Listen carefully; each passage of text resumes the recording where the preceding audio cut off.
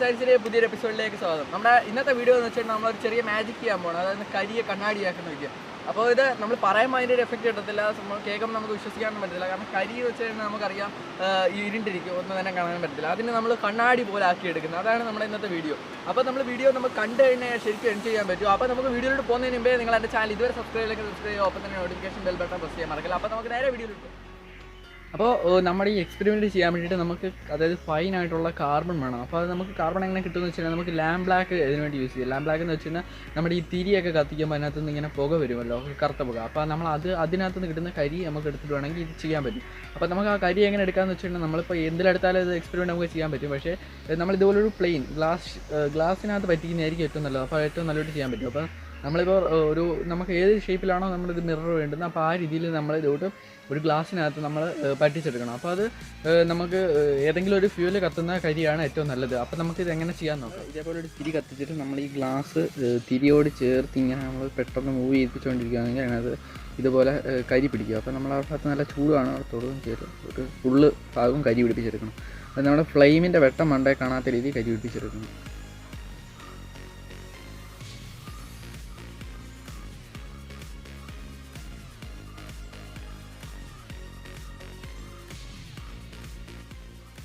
അപ്പോൾ നമ്മൾ ഈ രീതി ഗ്ലാസ്സിൽ കരി പിടിപ്പിച്ചെടുത്ത് ഇപ്പോൾ നമ്മുടെ ഗ്ലാസ് ഉണ്ടാവും ഇതോട് നല്ല കരിഞ്ഞ് ആർത്തിരിക്കണം. ഇതേപോലെ ഇതാണ് കരി നമ്മൾ പിടിച്ച് വെച്ചെടുത്തത്. അപ്പം ചെറിയ ഫൈനായിട്ടുള്ള കാർബണാണ് ഇതിനകത്ത് പിടിച്ചിരിക്കുന്നത്. അപ്പോൾ നമുക്കിനി ആ മാജിക്കിലോട്ട് നമ്മൾ ഇപ്പോൾ കുറച്ചൊരു പാത്രത്തിൽ കുറച്ച് വെള്ളമാണ് എടുത്തിരിക്കുന്നത്. ഇനി നമുക്കിത് ഇതാണ് നമ്മളെ കരി പ്ലേറ്റ് ചെയ്ത നമ്മുടെ ഗ്ലാസ്. നമ്മൾ വെയിലത്തോട് പിടിച്ച് നോക്കുക. ഇതാണ് നമ്മുടെ സംഭവം. ഇനി നമ്മളിത് വെള്ളത്തിലോട്ട് മുക്കാൻ പോവുകയാണ്.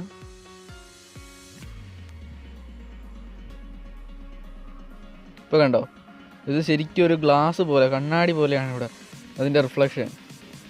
നമ്മുടെ വിരളൊക്കെ അതിൽ കാണാൻ പറ്റുന്നുണ്ട്, കണ്ടോ.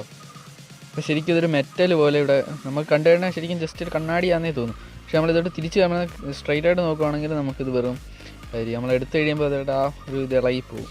ഇനി നമുക്ക് ഇതോട്ട് ഒരു പ്രത്യേക ആംഗിളിൽ മാത്രമാണ് ഇതൊരു കണ്ണാടി പോലെ ആവുന്നത്.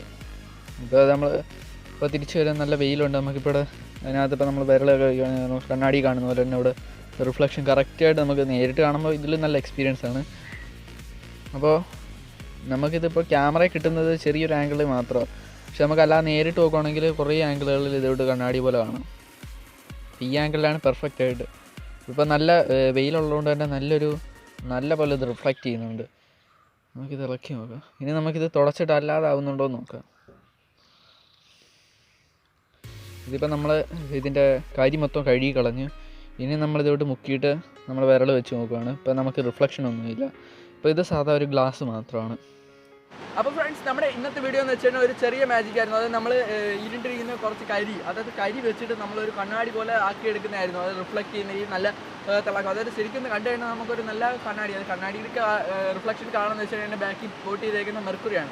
അപ്പോൾ ആ മെറ്റൽ പോലെ നല്ല ഗ്ലേസിങ് ആക്കി എടുക്കുന്നതായിരുന്നു എന്നൊരു അതിന് വീഡിയോ. അപ്പോൾ നമ്മളത് ശരിക്കും ആ ഗ്ലേസിങ് ഉണ്ടാകാനുള്ള കാരണം എന്ന് വെച്ച് കഴിഞ്ഞാൽ അതിൻ്റെ ഫൈൻ തരിയേഴ്സ് ഇടയിലുള്ള എയർ മോളിക്യൂൾസ് വെള്ളത്തിനകത്തിരിക്കുമ്പോൾ ചെറുതായിട്ട് റിഫ്ലക്റ്റ് ചെയ്യുന്നതാണ്. അത് ബബിൾസ് വെള്ളത്തിനടി ഇരിക്കുമ്പോൾ റിഫ്ലക്റ്റ് ചെയ്യുന്ന അതേ മോഡൽ വളരെ ഫൈൻ ബബിൾസ് അതിന് ഇടയ്ക്കുള്ളത് കൊണ്ടാണ് ഇങ്ങനൊരു ഫിനോമിനൻ നടക്കുന്നത്. അപ്പോൾ ഇന്നത്തെ വീഡിയോ നിങ്ങൾക്ക് എല്ലാവർക്കും ഇഷ്ടമാണെന്ന് വിചാരിക്കുന്നു. ഇഷ്ടമായെങ്കിൽ ലൈക്ക് ചെയ്യുക, ഇഷ്ടപ്പെട്ടില്ലെങ്കിൽ ഡിസ്ലൈക്ക് ചെയ്യുക. അപ്പോൾ നമുക്ക് ഇതിലുള്ള വീഡിയോസ് ഒക്കെ കാണാം. അതുവരേക്കും